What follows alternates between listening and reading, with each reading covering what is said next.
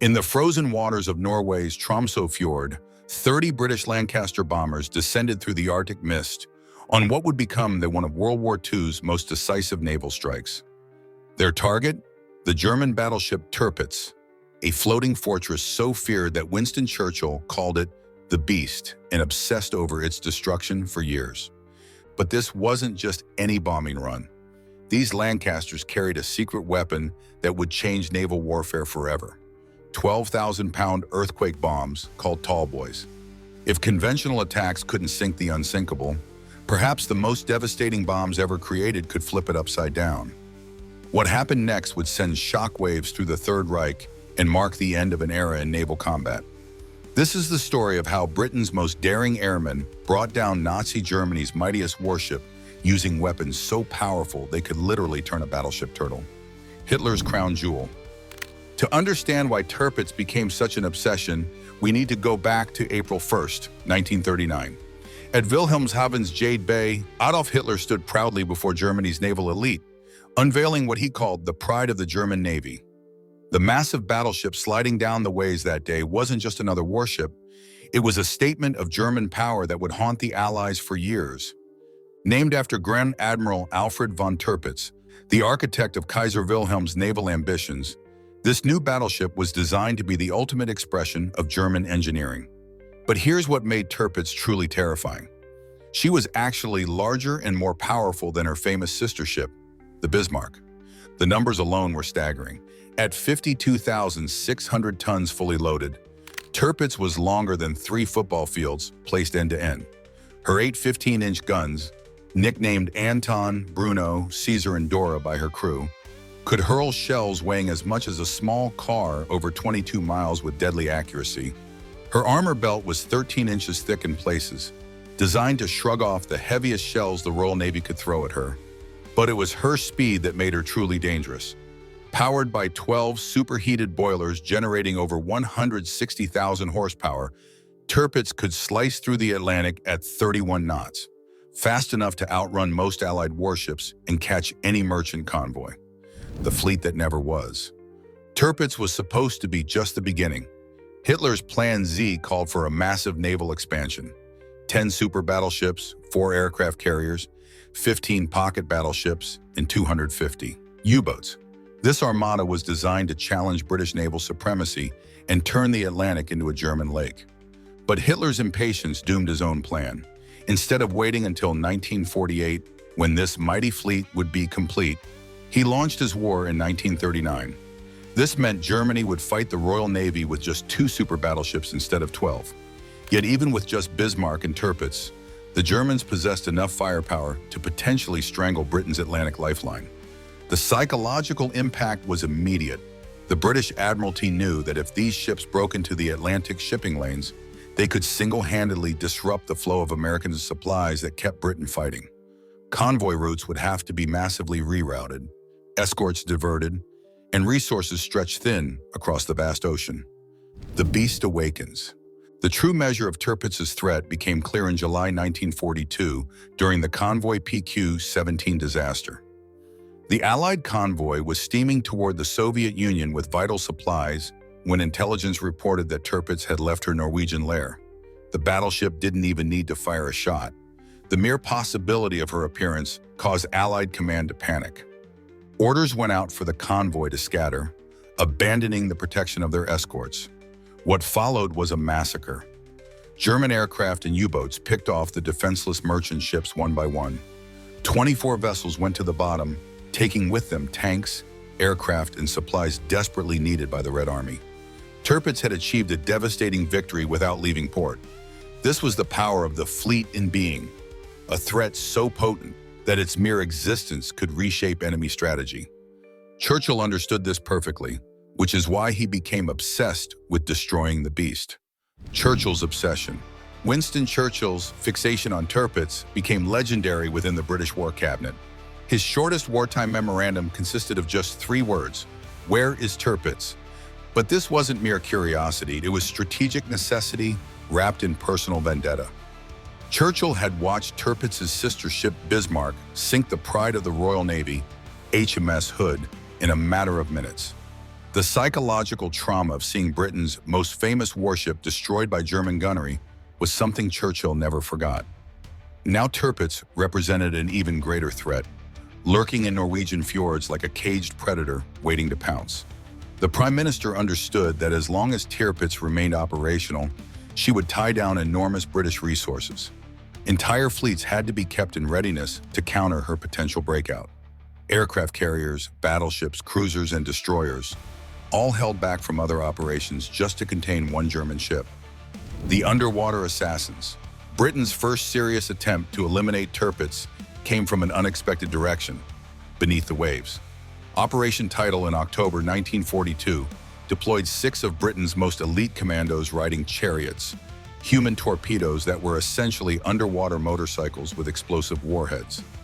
The plan was audacious: slip past German defenses under cover of darkness, attach limpet mines to Tirpitz's hull, and escape before the explosions sent her to the bottom. But the North Sea had other plans. Brutal currents scattered the chariots, equipment failures plagued the mission, and by dawn, the exhausted commandos were forced to abandon their weapons and swim for their lives. The failure of Operation Tidal only intensified British determination. If they couldn't reach Tirpitz with conventional weapons, they would have to get creative. Enter the X-Craft, midget submarines so small they required crews of just 4 men, yet packed enough explosive power to cripple a battleship. David versus Goliath underwater. Operation Source in September 1943 represented the pinnacle of underwater warfare ingenuity. 6 X-Craft submarines, each carrying 2 tons of explosives, began the treacherous journey through German-controlled waters toward Tirpitz's anchorage in Fjord. The odds were astronomical. These tiny submarines had to navigate minefields, slip past patrol boats, avoid detection by sonar, and somehow penetrate the anti-submarine nets protecting Tirpitz. Of the 6 X-Craft that began the mission, only 2, X6 and X7, reached their target. What happened next was pure heroism. Despite being detected and coming under fire, both submarines managed to drop their explosive charges beneath Tirpitz's hull. The crews knew they were on a suicide mission, but they had accomplished their goal. The explosions that followed were devastating. Tirpitz bucked like a wounded animal as thousands of tons of water rushed through her ruptured hull. Turret door was knocked clean off its mounting, generators failed, and the ship's reconnaissance aircraft were destroyed. For the first time since her launch, the unsinkable battleship was truly vulnerable. But Tirpitz refused to die. Her damage control teams worked frantically to save their ship, and gradually the flooding was brought under control. The beast was wounded but still very much alive. The Sky Warriors. With underwater attacks proving insufficient, the Royal Air Force stepped up to finish what the submarines had started. Operation Tungsten in April 1944 launched waves of carrier-based aircraft against Tirpitz in her Norwegian sanctuary. The attack was spectacular. Dive bombers screaming down through clouds of anti-aircraft fire, torpedo planes skimming the water's surface, fighters strafing the battleship's superstructure. When the smoke cleared, Tirpitz was scarred and bloodied, her upper works a twisted mess of metal, but once again, she survived. The Germans weren't passive observers in this deadly game. They surrounded Tirpitz with smoke generators that could shroud the entire fjord in minutes.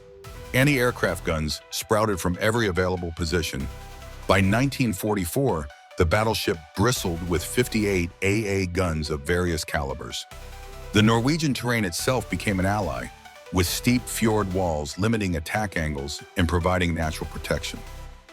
The earthquake bomb. By late 1944, it was clear that conventional weapons couldn't penetrate Tirpitz's defenses. What was needed was something revolutionary, a weapon that could deliver unprecedented destructive power with surgical precision. That weapon was Barnes-Wallis's Tallboy bomb. Wallace, the genius behind the famous bouncing bomb used in the Dam Busters raid, had created something entirely new, an earthquake bomb that weighed 12,000 pounds and was designed to penetrate deep into its target before exploding. The Tallboy wasn't just bigger than conventional bombs, it was fundamentally different. The bomb's streamlined shape allowed it to reach supersonic speeds during its fall, giving it the kinetic energy to punch through the thickest armor. Even a near miss could be devastating, as the underground explosion would create seismic shockwaves capable of cracking a ship's hull like an eggshell. Operation Paravane, the first strike.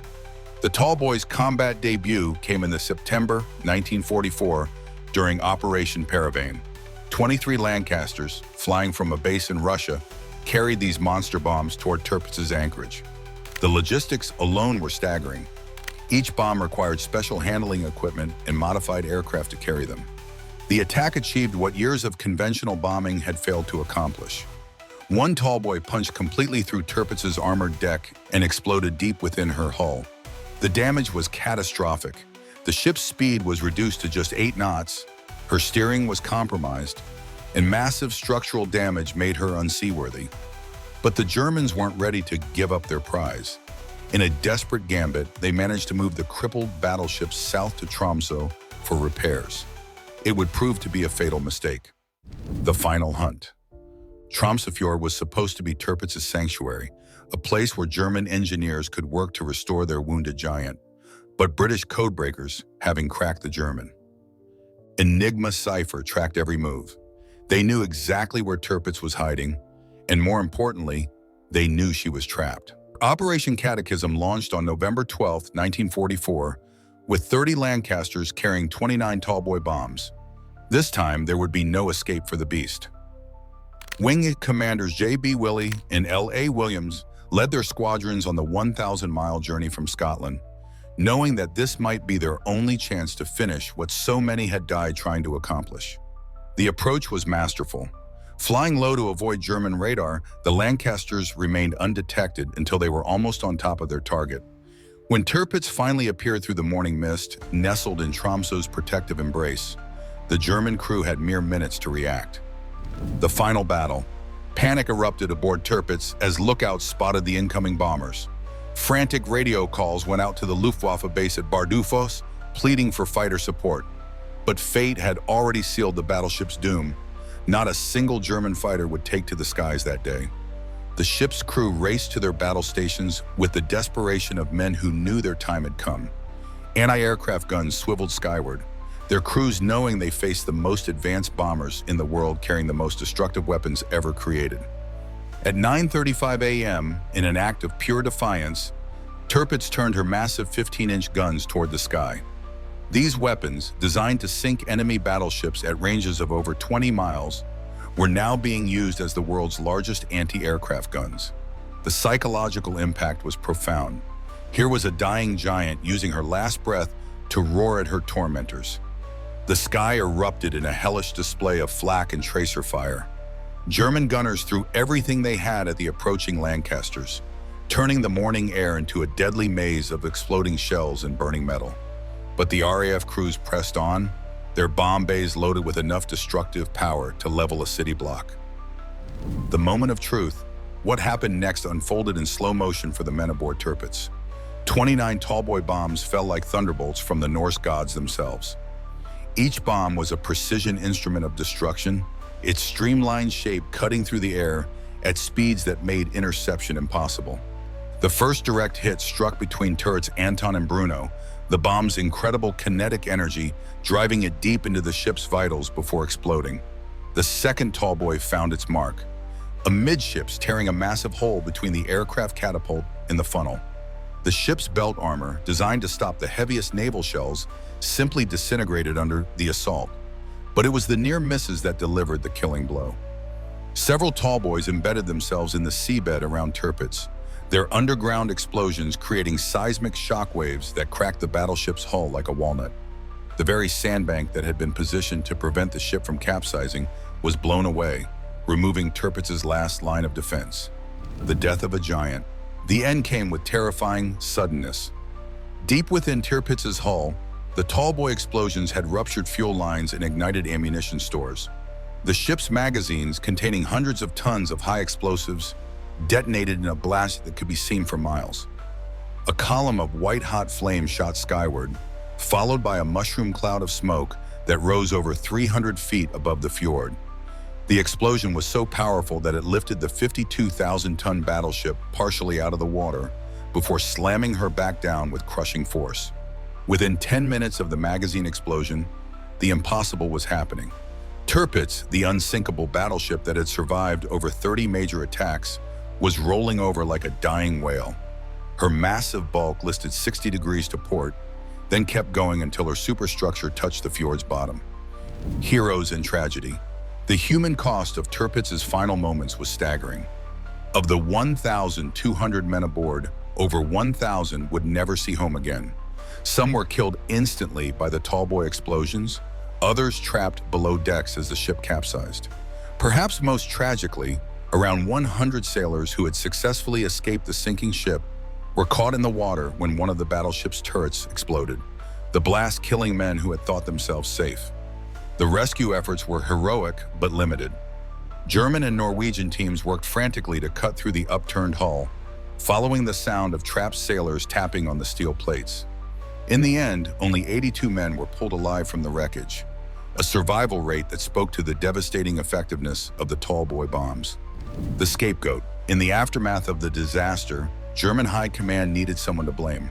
Major Heinrich Oehler of the Luftwaffe became the convenient scapegoat, accused of failing to provide air support despite desperate pleas from the Kriegsmarine. His court-martial in Oslo was a foregone conclusion. The Nazi war machine needed to show that someone was responsible for losing their most prestigious warship. Oehler was sentenced to 3 years in prison, though he would serve only a month before being released and demoted. The irony was bitter. Later investigations would reveal that communication breakdowns between the German Navy and Air Force had made coordinated defense impossible. Oehler was punished for a systemic failure that went far beyond any individual's control. The end of an era. The sinking of Tirpitz marked more than just the destruction of a single warship. It represented the end of the battleship age itself. For over a century, these massive vessels had been the ultimate expression of naval power, their guns capable of deciding the fate of nations. But in the skies above Tromsø fjord, air power had definitively proven its superiority over even the most heavily armored targets. The psychological impact on Germany was devastating. Tirpitz had been more than just a weapon. She was a symbol of German engineering, prowess, and naval tradition. Her destruction sent a clear message that nothing the Third Reich could build was beyond the reach of Allied technology and determination. For Britain, the victory was equally symbolic. The nation that had ruled the seas for centuries had proven it could adapt to new forms of warfare. The same innovative spirit that had created radar, cracked the Enigma code, and developed the Spitfire had now produced a weapon capable of sinking the unsinkable. Legacy of the Beast. The wreck of Tirpitz remained in Tromsø fjord for years after the war, a rusting monument to the futility of Nazi ambitions. Between 1948 and 1957, German and Norwegian salvage teams gradually dismantled the remains, selling the steel for scrap. Today, only small pieces of the once mighty battleship remain, scattered in museums and private collections around the world. But Tirpitz's true legacy lies not in her steel and guns, but in the strategic lessons her career taught. She demonstrated how a single weapon system could tie down vastly superior enemy forces through the mere threat of its existence. The resources Britain devoted to containing and eventually destroying Tirpitz, hundreds of aircraft, dozens of ships, thousands of men, showed how psychological warfare could be as important as actual combat. The development of the Tallboy bomb specifically to counter Tirpitz also marked a new chapter in military technology. For the first time, weapons were being designed not just to destroy targets, but to overcome specific defensive systems. This precision approach to warfare would become the foundation of modern military doctrine. The final tally. When the smoke cleared over Tromsø fjord on November 12, 1944, more than just a battleship had died. The age of the gun-armed capital ship was over, replaced by an era where aircraft carriers and strategic bombers would dominate the seas. The beast that had terrorized Churchill was finally dead, but her death had revealed the future of naval warfare. The men who flew those 30 Lancasters had accomplished something unprecedented in military history. They had sunk the most heavily defended warship in the world using nothing but bombs dropped from aircraft. It was a victory that would echo through the decades, proving that no fortress, no matter how strong, could stand against human ingenuity and courage. Tirpitz's story remains one of the most compelling tales of World War II, a reminder that in war, as in life, Even the mightiest can fall when faced with determination, innovation, and a little bit of luck. The beast is gone, but her legend lives on. A testament to both German engineering and British resolve in humanity's darkest hour.